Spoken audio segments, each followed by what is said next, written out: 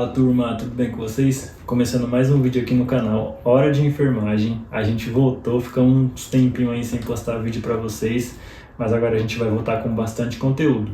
Hoje a gente vai falar um pouquinho sobre um instrumento que a gente usa muito na nossa prática clínica, que é esse instrumento aqui, ó, o esfigmomanômetro, tá?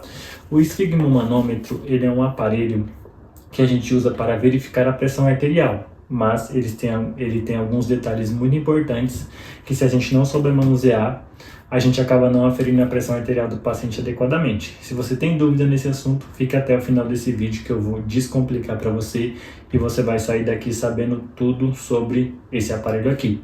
Meu nome é Vitor, sou técnico de enfermagem e estudante da graduação de enfermagem. Mas para você aprender esse conteúdo, eu vou pedir para você deixar o like aqui embaixo, se inscrever, compartilhar, ativar o sininho de notificação para vocês não perderem os próximos conteúdos. Bora lá pro vídeo.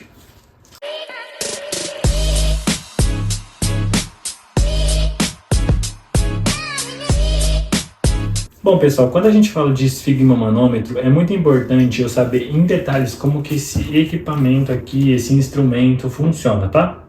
Então quando a gente olha para esse instrumento, eu vou começar por aqui, ó. Esse dispositivo aqui se chama a pera. A pera é justamente onde a gente infla para que o manguito que está aqui dentro dessa abraçadeira, ele possa encher até ocluir a artéria do paciente, para que você consiga distinguir a pressão arterial dele. Então, esse equipamento aqui, se a gente for analisar, ele é desmontável.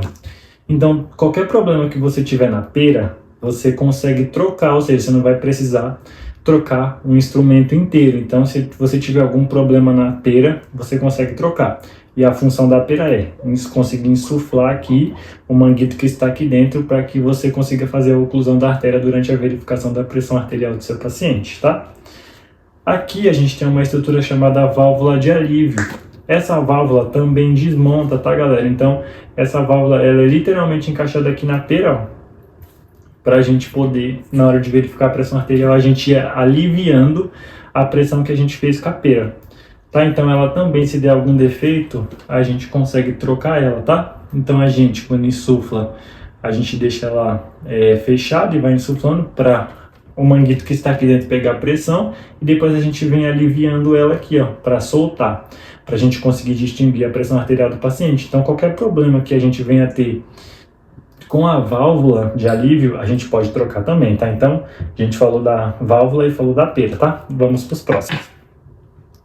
Aqui, a gente tem o manômetro propriamente dito. O manômetro, ele vai mostrar pra gente quanto que está a pressão arterial do nosso paciente. Então, quando a gente olha para cá, a gente tem desde uma pressão mínima de 20 milímetros de mercúrio até 300 milímetros de mercúrio. Se a gente parar para analisar, aqui a gente tem um marco zero. Esse marco zero precisa estar dentro desse círculo onde o pontinho preto está. Por quê? Porque se não tiver dentro desse círculo preto, o seu manômetro ele vai estar descalibrado. E se ele estiver descalibrado, você vai ter pressões arteriais que não são fidedignas durante a verificação do seu paciente. Então é bem importante, sempre que vocês for usarem esse equipamento, vocês olharem se a setinha aqui preta está dentro do círculo preto, tá? Vitor, se acontecer algum problema com o manômetro, a gente consegue trocar? Consegue. É só a gente puxar e tirar, que a gente consegue fazer só a troca desse aparelho aqui, ó. Vou dar uma dica de ouro para vocês.